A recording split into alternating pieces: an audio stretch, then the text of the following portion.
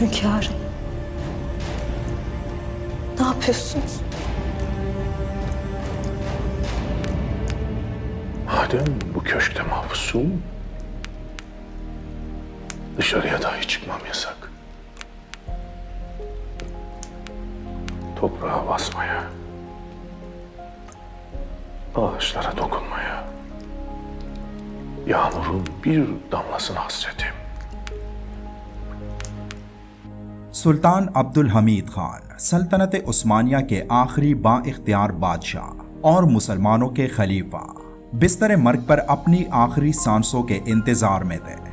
ये उनकी जिंदगी के आखिरी 24 घंटे बनने वाले थे, जहां वो शदीद बुखार में मुब्तला अपने डॉक्टर हुसैन आकिफ की दवाइयों का इस्तेमाल कर रहे थे, लेकिन उन दवाओं में शिफा का असर ख़त्म हो चुका था।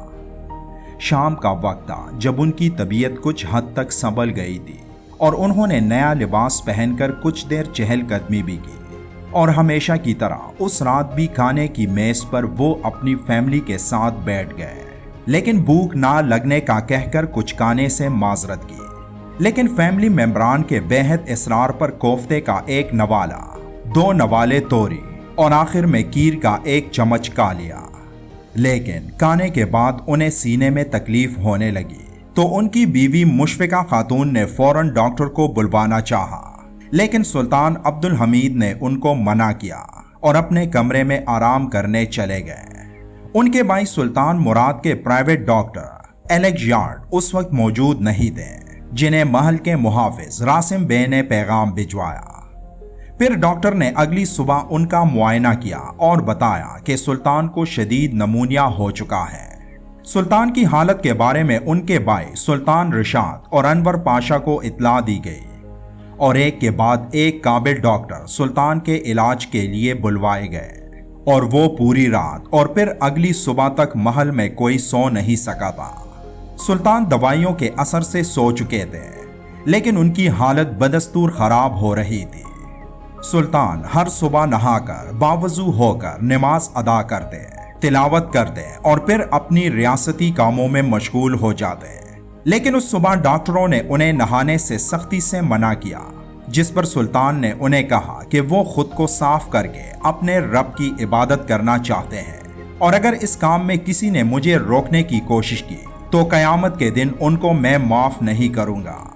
शदीद तकलीफ की हालत में भी सुल्तान नहाकर बावजू होकर बाहर आए, नमाज पढ़ी और एक गिलास दूध आधे गिलास पानी में डालकर लाने का हुक्म दिया। पानी मिला दूध पीने के बाद सुल्तान ने अल्लाह का शुक्र अदा किया और बोले कि अल्लाह का शुक्र है, अब मैं बेहतर महसूस कर रहा हूँ। मुशफिका खातून के सहारे वो अपने बेडरूम तक पहुंचे और अपने बिस्तर पर लेट गए। उस दौरान भी डॉक्टर्स उनका चेकअप कर रहे थे और सुल्तान का सबसे छोटा बेटा शहजादा आबिद भी सुल्तान के सरहाने बैठा हुआ था, जिसे देखकर सुल्तान की आंखों में आंसू आ गए और शहजादे को कहा कि मैं ठीक हूँ, तुम खफा मत हो। उसी वक्त रासिम बे उनके पास आए और सुल्तान के हाथ का बोसा लिया और कहा कि मुझसे कोई गलती हुई हो तो मुझे माफ कर दें। सुल्तान ने जब ये बात सुनी तो कुछ नहीं बोले और फिर बाद में जब सालेहा सुल्तान उनके पास आई तो सुल्तान ने उन्हें कहा कि रासिम बे शायद उम्मीद हार चुके हैं, इसीलिए वो मेरा हाथ चूमकर मुझसे माफी मांग रहे हैं। लेकिन उनकी आंखों में सदाकत थी जो वो पहले दिन से जब से मेरे साथ थे उस दिन से मैं देख रहा हूँ। फिर सुल्तान ने कहा कि मुझे किसी से कोई गिला नहीं, मुझसे माफी मांगने की कोई जरूरत नहीं। मुशफिका खातून जो उस वक्त सुल्तान के सरहाने बैठी उन्हें कहवा पेश कर रही थी और सुल्तान कहवे के प्याले से नजर उठाकर अपनी आंखें सब खानदान वालों की तरफ घुमा रहे थे, जैसे सुल्तान सबसे इजाजत मांग रहे हों। मुशफिका खातून ने सुल्तान के हाथ का बोसा लिया और कहा कि अल्लाह आपको सेहत दे।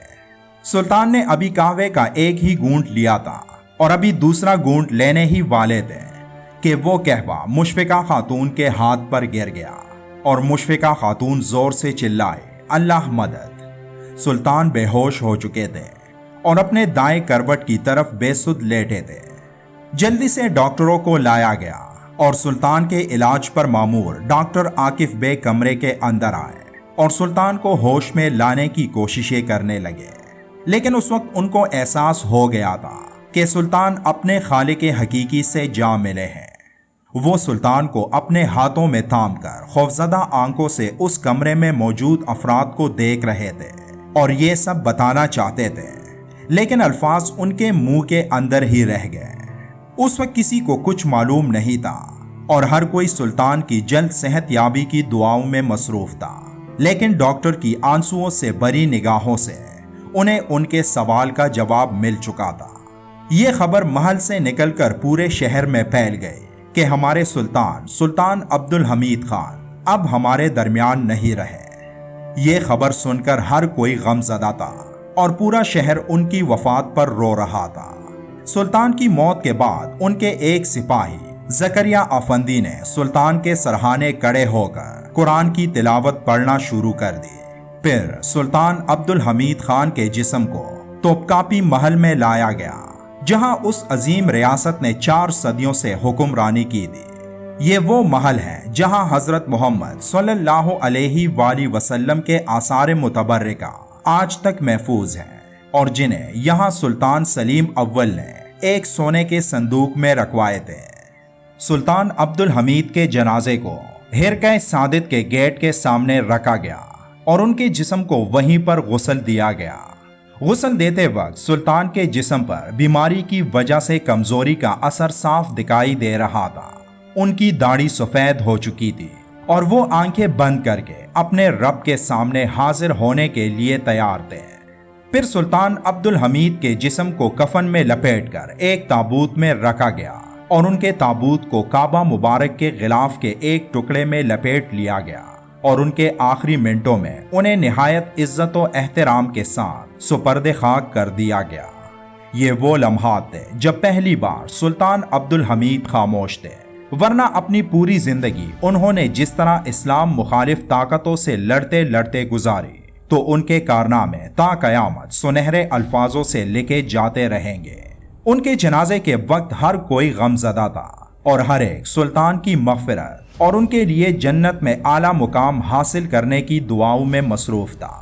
یوں اسلام کا ایک اور روشن باب بند ہو گیا اور سلطان کی وفات کے بعد اسلام دشمن عناصر کھل کر سامنے آ گئے اور اس دن سے لے کر آج تک مسلمان ہر طرف سے بے بسی اور مفلسی کا شکار ہیں۔ وہ دشمن جو سلطان کی زندگی میں ان کے سامنے آنکھ نہیں اٹھا سکتے تھے، سلطان کی وفات کے بعد مسلمانوں کے قبلہ اول مسجد اقصی کو بھی مسلمانوں سے چھین لیا۔ وہ دشمن جو سالوں تک اس کوشش میں تھے کہ سلطان عبدالحمید کو تاریخ میں ایک خونی سلطان کے طور سے جانا جائے، لیکن ان کی تمام کوششیں بیکار گئیں اور آج بھی سلطان عبدالحمید خان لوگوں کے دلوں میں زندہ ہے اور اسلام کے لیے ان کی خدمت کوئی نہیں بھول سکتا۔ یوں سلطنت عثمانیہ کے سب سے قابل اور عظیم سلطان عبدالحمید اس فانی دنیا سے اس ہمیشہ رہنے والی زندگی کے سفر پر نکل پڑے۔ اللہ سلطان عبدالحمید کے درجات بلند فرمائے اور ہم سب کو بھی اس فانی دنیا کی چمک دمک سے محفوظ رکھے، آمین۔ Baba sen ağlıyor musun? Ben değil. Taş, toprak. Dağlar, denizler. Vatan ağlıyor evladım, vatan. Medet ya Rabbi.